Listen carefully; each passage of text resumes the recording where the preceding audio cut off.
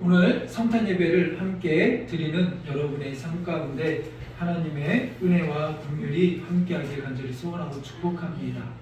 오늘은 또 성탄 예배이기에 또 우리께서 발표도 했고 해서 우리 짧게 말씀을 또 이렇게 포인트만 가지고 좀 나눴으면 좋겠습니다.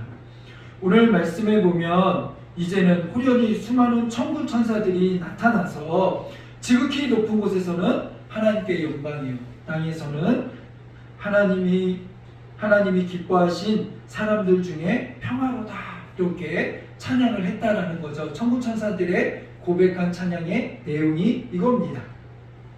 자, 근데 이렇게 왜 천군 천사들이 지금 갑자기 나타나서 이렇게 찬양을 합니까? 지금 이들이 누구 앞에 나타났죠? 목자들 앞에 나타나서 밤에 예수님이 탄생하시는 그 시점에 목자들에게 나타나서 예수님의 탄생을 알리고, 예수님의 탄생이 어떠한 뭐라고 이야기하고 있습니까? 함께 영광 돌리고 찬양하고 축복해야 될 그러한 일임을 드러내고 있는 거죠.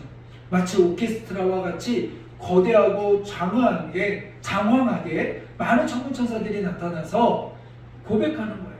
하늘에는 영광이고 땅에는 기뻐하심을 입은 모든 이들 가운데 평화롭다. 그러니까 우리들에게는 평화고 하늘에는 영광이다 라는 거죠. 무엇이요? 예수님의 탄생이. 자, 우리 오늘 예수님의 탄생을 축복하며 기념하며 우리가 예배하고 있는데, 우리가 이 시점에 하나 우리가 생각해야 될 건 뭐냐면, 예수님이 정말 그러면 12월 25일 날 태어나셨을까? 12월 25일 날 우리가 성탄절, 예수님의 거룩한 탄생을 축복하며 기념하며 우리가 성탄절 예배를 드리고 있는데, 그럼 정말 예수님이 12월 25일 날 태어났을까? 그런데 우리가 사실은 그렇지는 않습니다. 예수님이 정확히 언제 몇 월 며칠에 태어났는지는 알아요? 몰라요? 몰라요. 정확하게 알 수는 없습니다. 그리고 오늘 여기서도 보면 목자들이 지금 밖에서 양들을 치고 있는데, 이 시점이 보면 목자들이 밖에서 양을 칠 때 그 날짜가 보면 최소한 12월에는 이렇게 양들을 밖에 데리고 나가서 하지는 않는다라는 거죠. 이들의 시기적으로. 그러니까 예수님의 생일이 최소한 12월 25일이 아니라는 거는 어느 정도 역사적인 모든 학자들도 그렇고 성경학자들도 인정하는 거예요. 그런데 왜 그러면 12월 25일 날 이렇게 했느냐라는 거는 뭐 여러 가지 설들이 있습니다. 그러나 중요한 것은 거기에도 뭐 정확하게 왜 이렇게 하는지는 알 수 없으나 그동안 전통에 의해서, 교회력에 의해서 우리가 이때를 기점해서 하고 있죠. 그러다 보니 어떤 사람들은 성탄절을 꼭 이렇게 우리가 지내야 되는가, 지내지 말아야 된다라고 이야기하는 사람들도 있습니다. 그러나 그것이 중요한 것이 아니라, 정확히 언제, 이것이 중요한 게 아니라, 우리가 이 성탄절을 지냄에 있어서 우리가 이 성탄의 의미 가운데 분명하게 해야 될 것이 있어요. 그건 뭐냐면, 하나는 무엇이냐면, 예수님이 이 땅에 오신 것은 분명한 팩트이고 분명한 사실이라는 거죠. 그것을 우리가 기념하며 예수님이 이 땅에 왜 오셨는가, 그것을 기억하고 그 의미를 되새길 수 있는 그러한 날이 되어야 되고, 이 날을 기념하여, 이 날 하루만이 아니라 이 날을 기점으로 하여 우리가 늘 매일같이 그 구원의 은혜를 되새길 수 있는, 그 날을 회복할 수 있는 그러한 날로 오늘 하루를 삼아야 된다는 것입니다. 예수님이 이 땅에 오심이 왜 이렇게 하나님께는 영광이고 또 우리에게는 평화입니까? 그 이유는 우리가 잘 알죠. 예수님 이 땅에 왜 오셨어요? 하나님이 우리를 구원하시기 위한 큰 계획 가운데 그것을 예언하셨고, 그것을 우리 가운데 약속하셨고, 그 약속이 성취되는 사건의 현장이 바로 무엇입니까? 예수님이 이 땅에 오시는 사건이었죠. 예수님이 이 땅에 오심으로 인하여 하나님의 뜻이, 그 하나님이 우리를 향한 계획이 성취되는 사건이에요. 그 하나님의 계획은 무엇입니까? 인간의 죄악으로 인하여 하나님과 함께할 수 없고 하나님과 깨어진 그 모든 관계들을 하나님이 회복하시겠다라는 거예요. 우리를 구원하시겠다라는 거예요. 그 계획이 성취되어지는 현장, 하나님의 뜻이 이루어지는 그 현장, 그것이 바로 하나님이 영광 받으시는 그러한 현장이라는 거죠. 그러게 우리의 삶 가운데도 하나님의 뜻이 이루어지길 원합니다. 아멘. 그것이 영광 돌리는 거예요. 우리가 하나님께 영광 돌리는 삶을 살기를 원합니다. 그런 고백을 많이 해요. 어떻게 하는 것이 그 영광을 올려드리는 삶입니까? 그것은 다른 거창한 거대한 무언가를 이루어드리는 게 아니라 크던 작던 간에 하나님의 뜻이 우리의 삶 가운데 이루어지는 거죠. 하나님의 뜻이 무엇인지 분별하고 그 뜻을 이루어드리는 그러한 우리의 삶이 하나님께 영광을 올려드리는 그러한 온전한 삶인 줄로 믿으시기 바랍니다. 그러게 우리는 얼마나 거대한 성과를 이루었느냐가 아니라 하나님이 오늘 나를 향한 계획이 무엇인지, 뜻이 무엇인지, 그 작은 것 하나에서부터 하나하나 우리가 올려드리는, 거기에 반응하는 우리들이 되길 원합니다. 또 하나, 하나님의 뜻이 이루어지는 그 현장은 오늘 우리에게는 무엇이 된대요? 평안이 이루어진대요. 주는 평안. 주님은 우리에게 오심으로 인하여 이제 죄의 모든 문제를 해결하심으로 인하여 우리에게 평안을 주신다는 거예요. 죄는 우리에게 불편함을 줘요. 불안을 줘요. 그 죄는 우리에게 늘 죄의 심판으로 인하여 두려움과 염려와 근심에 쌓일 수밖에 없어요. 그것이 다 죄로부터 오는 그러한 영향 아닙니까? 그런데 예수님께서 그 죄를 해결해 주신대요.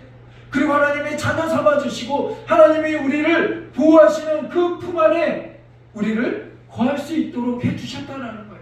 그래서 우리 안에는 무엇이 임합니까? 평안이 임했다라는 거예요. 그래서 예수님이 이 땅에 오시면서 뭐라고 그럽니까? 회개하라, 천국이 가까웠느니라, 하나님의 나라가 너희 가운데 임하였다라고 이야기합니다. 그러면서 이제는 우리에게 선포하는 것이 무엇입니까? 염려하지 말라, 두려워하지 말라, 근심하지 말라. 이는 다 누가 구하는 거래요? 이방 사람들이 구하는 거래요. 하나님 백성이 아닌 죄악 가운데 있는 그들이 구하는 거예요. 우리는 이제는 그 모든 죄가 예수 그리스도의 십자가로 해결되었고 주님 안에 거하는 우리들에게는 평안이 임한다라는 거죠.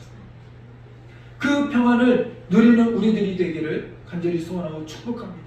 그런 우리들이 구해야 될 건 뭐예요? 먼저 그의 나라와 의를 구하라. 그런 우리들의 삶이 되기를 간절히 소원하고 축복합니다. 또 하나, 우리가 이 성탄절을 생각하면서 하나 생각할 건 무엇이냐면, 이제는 자꾸 세상은 성탄의 의미를 자꾸 이렇게 변질시키려고 그러고 성탄절의 의미를 그냥 우리끼리 즐거워하는, 우리끼리 그냥 누리는 그런 이벤트로 전락해버리려고 합니다. 그래서 성탄절 이런 말 쓰지 말라는 거예요. 거룩한 탄생, 이 성탄절의 주인공이 예수님인데 자꾸 그런 말 쓰지 말고 그냥 헐리데이, 그냥 즐기는 날, 쉬는 날, 노는 날 이렇게 전락해버리려고 합니다. 정말 근데 이것이 오늘 우리들의 문화들 가운데도 그대로 드러나지 않습니까? 25일 성탄절, 24일 누가 더 즐거워하고 누가 더 이 성탄절을 많이 누립니까? 기업들이 이거를 이벤트화 해가지고 젊은 남녀들이 그냥 즐기고 노는 날들로 이것들을 바꾸어버리고 변질시켜버리고 그렇게 이 세상의 문화를 오염시키고 있어요.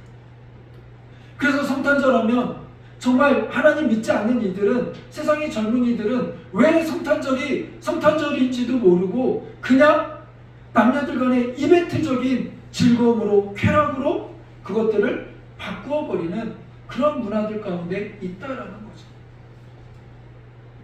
이런 가운데 우리는 분명하게 이 성탄의 문화를, 기독교적인 문화를 잘 회복할 수 있는 우리들이 되기를 간절히 소원하고 축복합니다. 특별히 우리나라는 좀 특이한 상황 가운데 있어요. 다른 외국이나 이런 데는 그래도 성탄절을 지키든지 아예 안 지키든지 이렇습니다. 근데 우리나라는 성탄절도 지키고 또 뭐도 지켜요? 네, 성탄일도 지켜요.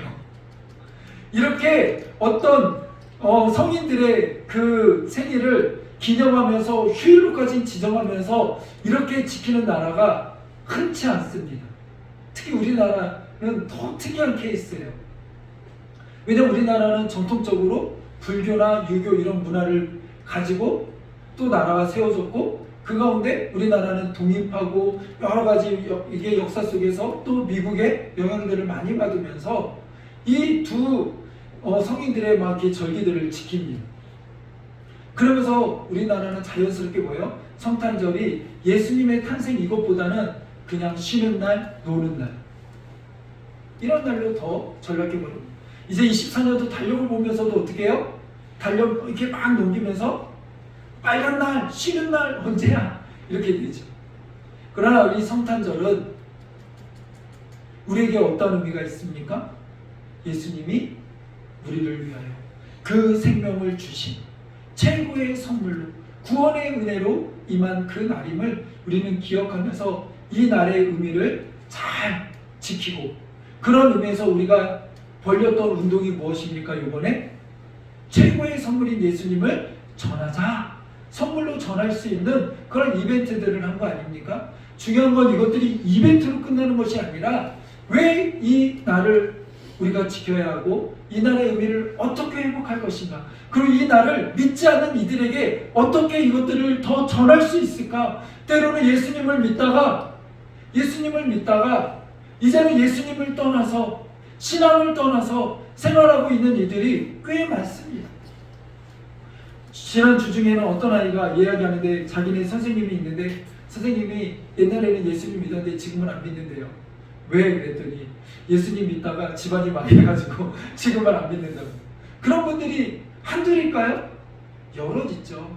청년 때는 열심히 신앙생활하다가 학생 때는 열심히 신앙생활하다가 지금은 하나님을 여러 가지 사정에 의해서 본인들의 상황에 따라 하나님이 믿겨지지 않으므로 때로는 아까처럼 경제적인 여러 가지 환경들로 인하여 하나님을 떠나 살고 있는 이들이 꽤 많다라는 거죠. 우리가 그런 이들에게 이제는 그래 그렇지 그냥 그렇게 넘어갈 것이 아니라 기회를 봐서 그들에게 복음을 전하고 또 그런 주님의 사랑, 그 사랑으로 돌아올 수 있는, 마치 탕자가 다시 주님의 품으로 돌아오듯 아버지의 품으로 돌아오듯 그들이 돌아올 수 있는 그런 계기들로 우리가 이 시간들을 삼을 수 있는 은혜가 되기를 간절히 소원하고 축복합니다. 그런 의미에서 우리가 성탄절에 귀한 선물을 준비해서 우리도 없지만 나누는 거는 내가 뭐가 있어서 나누는 게 아니에요. 귀한 거를 나눠주는 거죠. 나도 힘들지만 나도 어렵지만 그것을 나눌 때, 그 귀한 것을 나눌 때 의미가 있는 것 아니겠습니까? 남아 도는 것 나눠주는 건 얼마든지 할 수 있어요. 그러나 내가 귀한 거, 나도 쓸 것이 없지만 나도 이것저것 쓸 때가 많지만 그 가운데 나누는 것, 그것이 정말 귀한 나눔이죠. 그리고 그것이 주님의 정신 아닙니까? 하나님의 마음 아닙니까? 하나님이 딱 있는데 우리에게 아유 나 보니까 예수 쓸데없다 너희나 가져라 이렇게 우리에게 주신 거 아니잖아요. 자신의 생명, 자신의 그 생명을 우리에게 보내주신 것 아닙니까? 그것이 쓸데없어서 우리에게 주신 것 아니에요. 본인 자신인데 그거밖에 답이 없기 때문에 우리에게 보내주신 거죠.